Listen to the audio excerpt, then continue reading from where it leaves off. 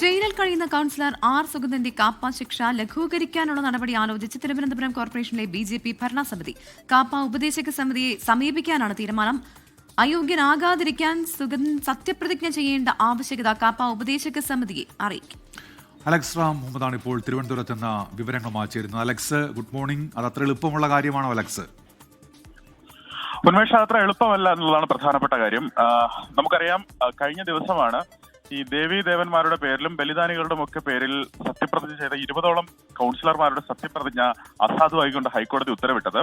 ഭരണസമിതിയിൽ അല്ലെങ്കിൽ ഭരണത്തിൽ പ്രതിസന്ധി വളർത്ത BJP വളരെ പെട്ടെന്ന് തന്നെ തിടുക്കപ്പെട്ട 20ൽ 19 പേരുടെയും സത്യപ്രതിജ്ഞ നടത്തുന്നതും കണ്ടു.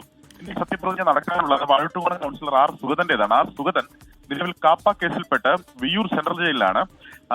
ഈ 2023 തന്നെ, അതായത് തെരഞ്ഞെടുപ്പ് നടക്കുന്നതിന് മുമ്പ് തന്നെ സുഗതനെതിരെ കാപ്പ കേസ് നിലവിലുണ്ട്. അതിനുശേഷം മെയ്യിൽ വീണ്ടും കാപ്പ കളക്ടർ ഇഷ്യൂ ചെയ്തു. 12ഓളം കേസുകൾ, വധശ്രമം അടക്കം 12ഓളം ക്രിമിനൽ കേസുകളിൽ പ്രതിയാണ് സുഗതൻ. അങ്ങനെ ഇരിക്കെയാണ് നിലവിൽ ഈ ഭരണ പ്രതിസന്ധിയുടെ പശ്ചാത്തലത്തിൽ ഈ കാപ്പ ലഘൂകരിക്കുന്നതിനുള്ള നടപടി ആലോചിക്കുന്നത് ഭരണസമിതി. പ്രത്യേകിച്ച് ഈ കാപ്പ ഉപദേശക സമിതിയെ സമീപിക്കാനാണ് BJP ഭരിക്കുന്ന തിരുവനന്തപുരം കോർപ്പറേഷൻ തീരുമാനിച്ചിരിക്കുന്നത്. ആർ സുഗതൻ കാപ്പ നിയമം ചുമത്തപ്പെടേണ്ട ഓഫൻസുകൾ ചെയ്തിട്ടില്ല എന്നാണ് ഭരണസമിതിയുടെ വിലയിരുത്തൽ. അത്തരം കാര്യമായ കുറ്റകൃത്യങ്ങൾ ചെയ്തിട്ടില്ല എന്ന് അവർ വിലയിരുത്തുന്നുണ്ട്. അയോഗ്യനാക്കാതിരിക്കാൻ, അതായത് കൗൺസിലർ സ്ഥാനത്ത് നിന്ന് അയോഗ്യനാകാതിരിക്കാൻ സുഗതന് സത്യപ്രതിജ്ഞ ചെയ്യേണ്ട ആവശ്യകതയും ഭരണസമിതി കാപ്പ ഉപദേശക സമിതിയെ അറിയിക്കും.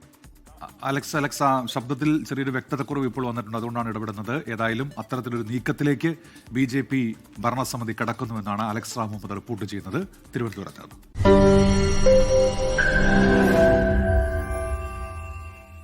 ലോകത്തെവിടെയായാലും ഏത് സമയത്തും 24 വാർത്തകളും ഓഗ്മെന്റഡ് റിയാലിറ്റി പാക്കേജുകളും എക്സ്പ്ലെയിനറുകളും വിശദമായി കാണാൻ ഞങ്ങളുടെ YouTube ചാനൽ നിങ്ങൾക്ക് സബ്സ്ക്രൈബ് ചെയ്യാം.